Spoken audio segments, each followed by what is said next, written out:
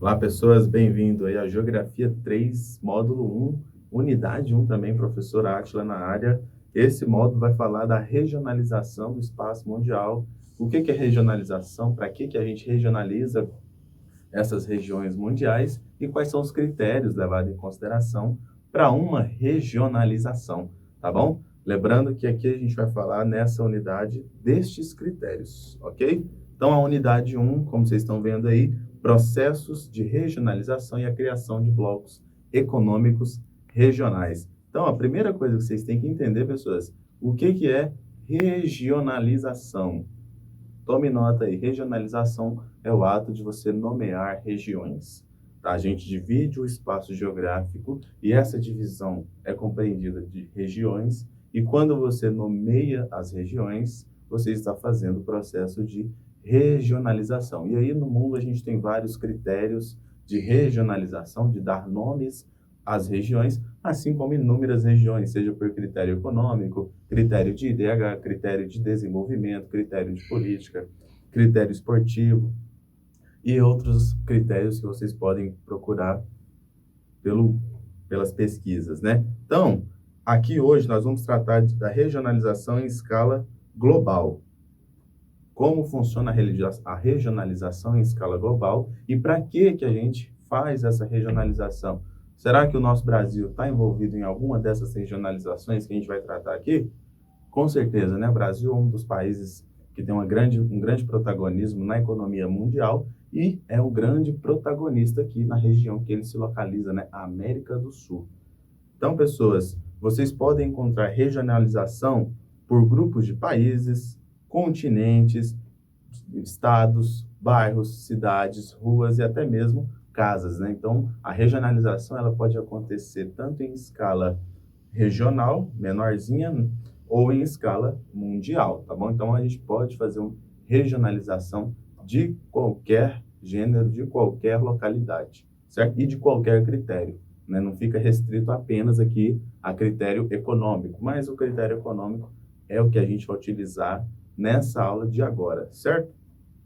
Então, pelos critérios que a gente pode encontrar pelas regionalizações, você vai ter critério de países que são especialistas, né, em transporte, em produção de energia, países que são especialistas na produção de comunicações, países com grande potencial agrícola, né, especialistas em produção na agricultura. Então, você tem N critérios para se regionalizar alguma região do mundo, né, para dar nome a essas regiões. E aí, pessoas, a gente pode encontrar uma grande dificuldade de falar assim, professor, mas a regionalização compreende apenas países ou regiões que estão perto? Não. Você pode ter uma regionalização de países que estão distantes uns dos outros, né? Como, por exemplo, países com grande potencial petrolífero. Que países são esses? Você vai ver que tem países na América do Sul, países no Oriente Médio, países na Europa, países aqui na América do Norte e por aí vai.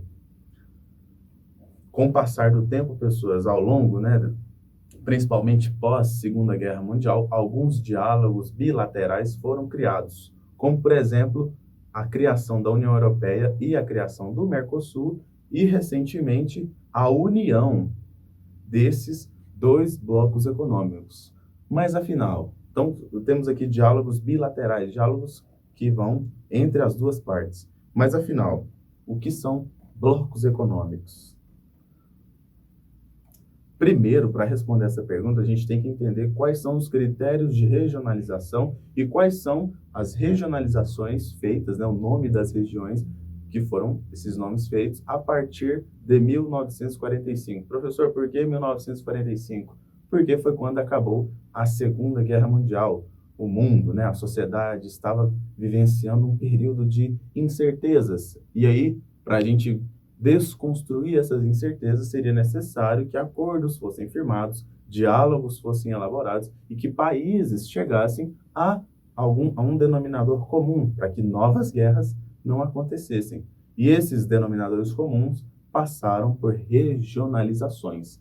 E aí, a gente vai ter, pós-1945, algumas regionalizações que hoje, parte delas estão em desuso. Por exemplo, regionalização Norte-Sul. essa regionalização aqui, pessoas, ela corresponde a países do norte, do hemisfério norte, que produzem produtos industrializados e países do sul que exportam produtos primários para esses países do norte. Essa regionalização ela está um pouco em desuso porque ela reflete uma condição histórica desses países, né? Tanto países do hemisfério norte quanto países do hemisfério sul. Lembra lá do período colonial em que as colônias, né? No caso, principalmente aqui na América do Sul, América Latina, países africanos, as matérias-primas eram retiradas desses países e levadas para países do hemisfério norte. E esses países industrializavam essas matérias-primas e vendiam produtos industrializados para o mercado consumidor das colônias, né? Era praticamente uma troca. Só que quem saiu perdendo eram os países do hemisfério sul, porque vendiam produtos mais baratos e acabavam comprando produtos mais caros. Então, essa regionalização, hoje, século XXI, ela está um pouco em desuso, mas convém a gente lembrar dela. Depois, a gente vai ter a regionalização de países de primeiro mundo, países de segundo mundo e países de terceiro mundo, ou primeiro, segundo e terceiro mundos. Essa regionalização também está um pouco em desuso devido ao contexto que ela foi criada, né? Muitos dizem que foi um contexto relacionado à Guerra Fria, né? Onde países de primeiro mundo seriam países capitalistas, países de segundo mundo seriam países socialistas, né? Alinhados à antiga União das Repúblicas Socialistas Soviéticas, ou o RSS, e países de terceiro mundo seriam países neutros ou subdesenvolvidos, ou no caso, as duas coisas, né? Países que não queriam se alinhar nem com os Estados Unidos nem com a União Soviética e ficavam de fora desse primeiro e segundo mundo aí por questões ideológicas e questões de desenvolvimento econômico e social. Hoje também está um pouco em desuso. Professor, qual é a nomenclatura que está valendo hoje, então? A nomenclatura é essa última que está aparecendo aí, ó. Países desenvolvidos ou países em desenvolvimento e países subdesenvolvidos, também países em desenvolvimento. Então, é essa aqui, ó, países desenvolvidos e países em desenvolvimento. Essa que a gente vai usar nas nossas aulas é essa nomenclatura que eu aconselho você a utilizar no seu dia a dia. Por quê? Subentende-se que nós temos um grupo de países desenvolvidos, né, que pode estar tanto no hemisfério sul quanto no hemisfério norte, como, por exemplo, a Austrália e a Nova Zelândia, que estão no hemisfério sul e são países desenvolvidos, e países que estão se desenvolvendo, né, países que estão em desenvolvimento, como é o caso do Brasil, da Turquia, da China, da África do Sul e demais países que compreendem uma lista de critérios para se tornar países desenvolvidos daqui a algum tempo. Então, vocês estão percebendo que nessas três divisões, Norte e Sul, primeiro e segundo mundo, e essa última, países desenvolvidos e países em desenvolvimento, qual foi o critério utilizado para a regionalização? O nível de desenvolvimento, se é ruim, se é bom, se é regular, se é ótimo e por aí vai. Entretanto, meus amigos, essas classificações, como vocês puderam perceber, elas não são fixas. Elas mudam, elas são mutáveis, elas podem variar de acordo com a economia e com os desdobramentos dos acontecimentos políticos e econômicos mundo afora, né? Então, vocês podem perceber que ao longo das décadas, cada classificação foi tendo um contexto e foi sendo alterada. Sabe por quê? Há desigualdade social por toda a parte, né? Se a gente falar assim, país de primeiro mundo é país capitalista e desenvolvido, e país de terceiro mundo é país subdesenvolvido e que não tem tanta lógica capitalista. Isso está errado, porque há desigualdade social em países desenvolvidos, né? Em países de primeiro mundo, vamos colocar entre aspas assim, porque a gente não usa muito essa nomenclatura, país de primeiro mundo. Então, observe aqui, ó, essas nomenclaturas precisam ser revistas para acompanhar as transformações mundiais, né? Então, toda vez que acontece uma grande transformação no mundo, seja em termos de uma guerra, ou em termos de uma política, ou até em campo ideológico, como foi a Guerra Fria, a gente precisa rever essa nomenclatura, né? Seja no início dessa transformação ou no final, principalmente. Então, na imagem aí, ó, vocês estão vendo um prédio em Mumbai, na Índia, né? Um grande prédio com um equipamento extremamente moderno, etc., e do lado desse prédio, né, no caso abaixo do prédio aí, moradias precárias. Né? Então a gente pode perceber que a desigualdade social ela está presente em todo o mundo, seja nos países periféricos, né, considerados mais subdesenvolvidos ou países em desenvolvimento, ou uma outra nomenclatura que são países emergentes, seja países desenvolvidos de primeiro mundo ou do hemisfério norte, né? Vamos colocar entre aspas assim. Então acompanha essa frase aí conosco. A ideia de país em desenvolvimento também pode conduzir de forma errônea a ideia de que todos devem trilhar o mesmo caminho, buscando tornar-se o quê? Desenvolvidos, com base em uma ideologia capitalista em que tem os países ricos como modelo. Isso é extremamente perigoso, porque a gente coloca países em desenvolvimento no mesmo trilho de países desenvolvidos, né? Este é o caminho, é aqui que a gente tem que seguir. Será? Será que a gente tem que seguir o trilho dos países desenvolvidos?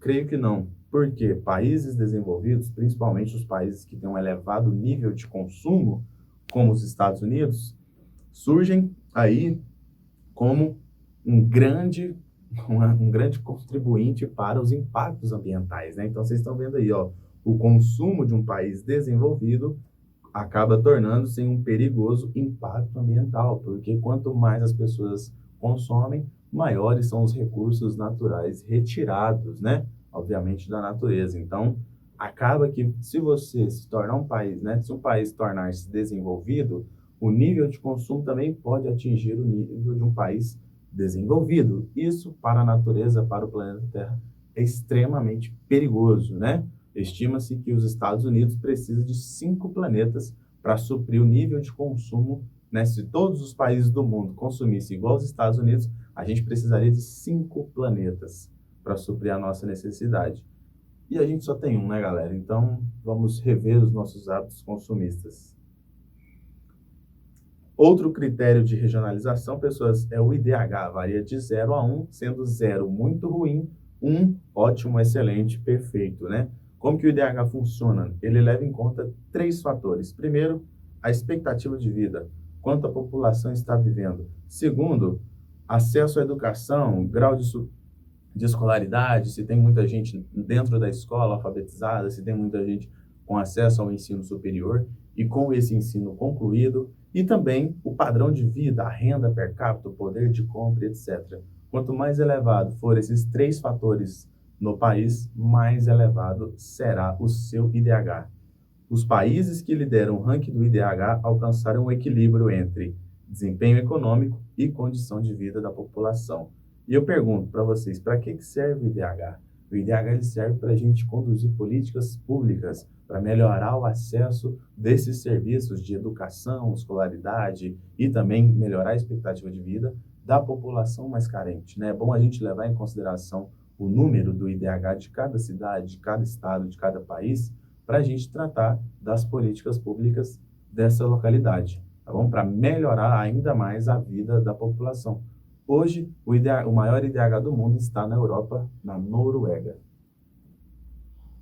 Em outras nomenclaturas, outras regionalizações, são os blocos regionais, os blocos econômicos regionais, né? A diversidade das regionalizações. Então, vocês podem perceber que, após a Segunda Guerra Mundial, algumas organizações internacionais foram criadas para amenizar discursos e conflitos ideológicos, certo? Como a ONU, a OEA, a OMC, o FMI e o BIRD. ONU, Organização das Nações Unidas, OEA, Organização dos Estados Americanos, OMC, Organização Mundial de Comércio, FMI, Fundo Monetário Internacional, e o Banco Internacional de Reconstrução e Desenvolvimento, o BIRD. O que é um bloco econômico, professor? Bloco econômico seria uma associação entre estados, né? Entre países.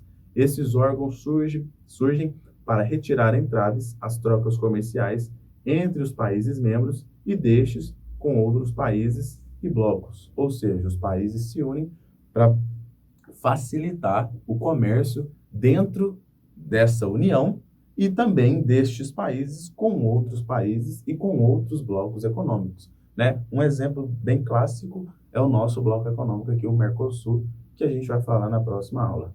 cada bloco formula e aprova seus regulamentos internos. Então, cada bloco é responsável pela sua política interna, pelos seus objetivos e pelas suas diretrizes. Os blocos cumprem também outras funções além da econômica. Uma é a da natureza política, né? Porque envolve manutenção da paz, segurança, estabilidade política dos países membros. Como assim, professor? Um país só entra em um bloco econômico se ele estiver completamente estável politicamente falando, né? Democracia, eleições diretas, não ter censura, ter liberdade de expressão, etc, etc. Então, um bloco econômico não funciona para ajudar somente na economia, né? Funciona também para ajudar na ordem política e social. Quais são os níveis de integração de um bloco econômico para a gente finalizar a nossa aula? Primeiro, blocos de área de zona livre de comércio, né? Países que se unem apenas para comercializar produtos entre si. Depois, esses países podem praticar uma união aduaneira. Todo produto que chega ou que sai desses países para ser comercializado, seja internamente ou externamente, tem uma tarifa comum, né? Uma tarifa externa comum, chamada TEC. Depois, além da TEC, a gente pode ter um mercado comum, que é a livre circulação de bens, fatores de produção, né, como capital, serviço e mão de obra, né? Então, o que é aquilo? Além dos produtos comercializados entre si e da tarifa externa comum de produtos que chegam ou que saem, há esse mercado comum. Os bens, serviços e capitais podem circular entre os países sem nenhuma restrição. Um exemplo, você pode estudar na Argentina, fazer uma faculdade na Argentina e exercer a sua profissão no Brasil, seguindo alguns critérios de validação de diploma. Mas isso é 100% perfeito. Por quê? Porque existe um bloco econômico entre Brasil e Argentina, que é o Mercosul. Por último, blocos econômicos podem ter uma união econômica monetária. O que é isso? Além desses três itens que vocês viram aqui, área de livre comércio, união aduaneira e mercado comum, em último estágio, esse bloco econômico pode ter uma moeda única, uma moeda que vale tanto para país A quanto para país B. Exemplo disso é a União Europeia com o euro, assunto que a gente vai ver depois. Valeu!